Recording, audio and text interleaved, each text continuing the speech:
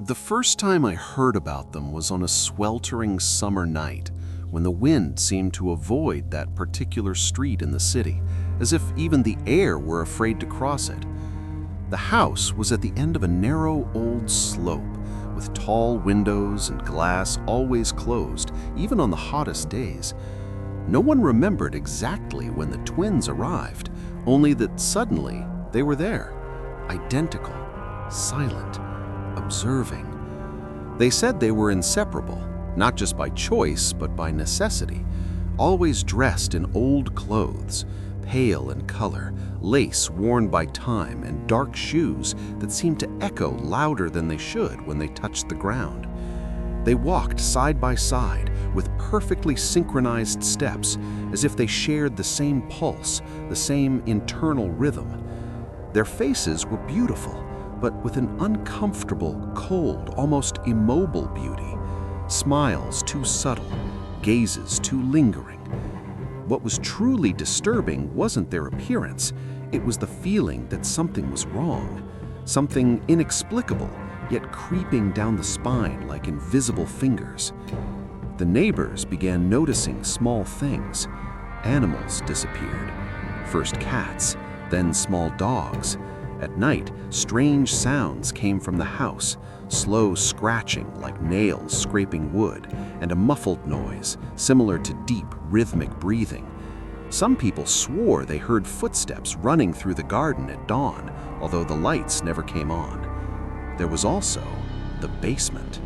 The house had a side door leading to a narrow stone staircase, rarely opened, but on certain nights, a faint light escaped from under the wood, flickering as if fueled by candles. And the smell, a heavy metallic odor mixed with mold and damp earth. The first person to disappear was a man who delivered mail in the area. He was known for his punctuality. On the day he vanished, his bag was lying on the sidewalk, letters scattered, as if he had been interrupted mid-step. There were no signs of a struggle, no screams were heard, only silence. The city began to avoid the street. But the real terror wasn't in what was seen, it was in what was felt. A young student, curious and reckless, decided to investigate. She had heard too many rumors to ignore. On a cloudy afternoon, she approached the house. The windows reflected the gray sky like opaque eyes. The front door was ajar. There was no sound at all, no wind, no birds. As she crossed the threshold, the air changed. It became denser, heavier. The wooden floor creaked beneath her feet, but the echo seemed delayed, as if the sound took time to react. The walls were covered with old portraits. In all of them, the same two girls, always the same age, always with the same expression. Decades passed within the frames, the clothes changed, the background transformed, but they remained identical. At the end of the hallway, the basement door was open. The staircase spiraled down, plunging into darkness. Each step felt colder than the last. As it descended, the metallic smell became unbearable. There was something damp on the walls, something that reflected the dim light of the flashlight with a viscous sheen. The basement was larger than the house suggested. The high ceiling, supported by old beams, was covered in marks, deep scratches, as if something had been held there against its will. In the center of the space, two wooden chairs were positioned facing each other.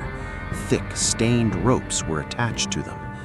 Behind the chairs, an entire wall covered with mirrors.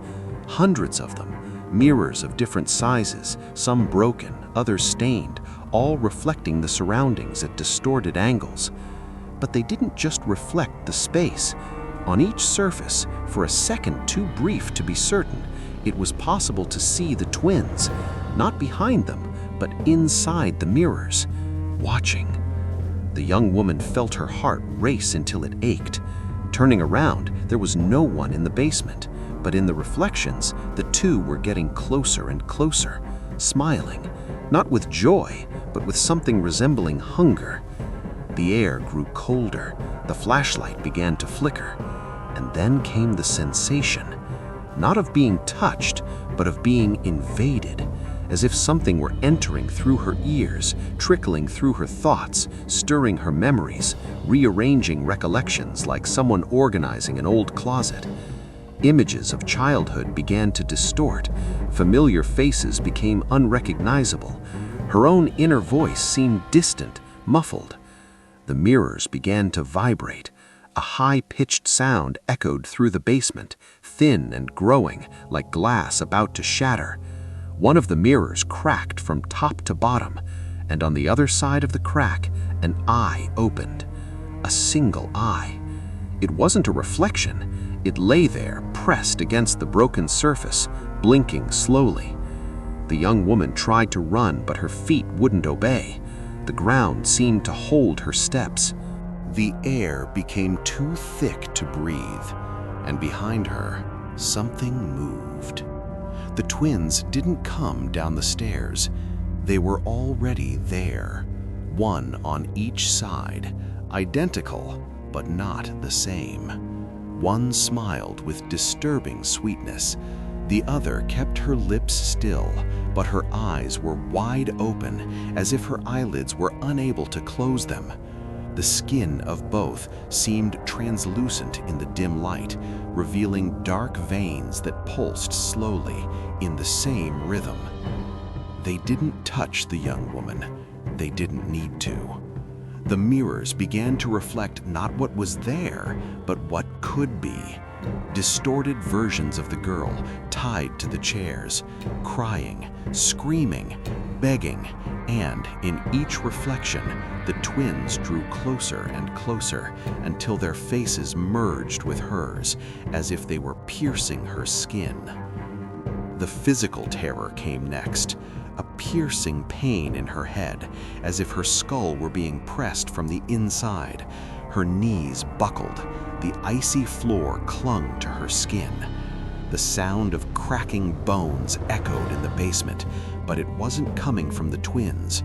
It was coming from her. In the mirrors, her reflection began to split. First, the image doubled, then it tripled, until on two of the surfaces, perfect copies of the young woman appeared, staring out with blank expressions, trapped behind the glass. The twins approached the mirrors and smiled. The silence that followed was absolute. The next morning, the front door was closed, the windows intact, no sign of forced entry, no trace of a struggle, just another portrait hanging on the hallway wall. Two girls, and between them, a third figure, wearing the same pale dress, the same restrained smile, the same eyes that seemed to observe something beyond the world. As the weeks passed, new disappearances occurred, always people who were too curious, always without witnesses. The city began to empty that area. The street became a space avoided even in daylight. Some believe that the twins are not exactly people, but fragments, parts of something larger that lives in reflections on the surfaces that return our image. They feed on identity, on consciousness, on everything that makes us unique. And when they consume enough, they create another identical one, another presence, another pair.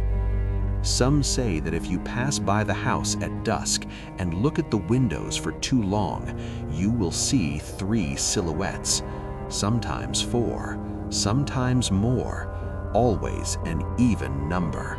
And if, for a moment, you realize that your reflection blinked out of sync with you, that your smile took half a second longer to disappear, perhaps it's already too late.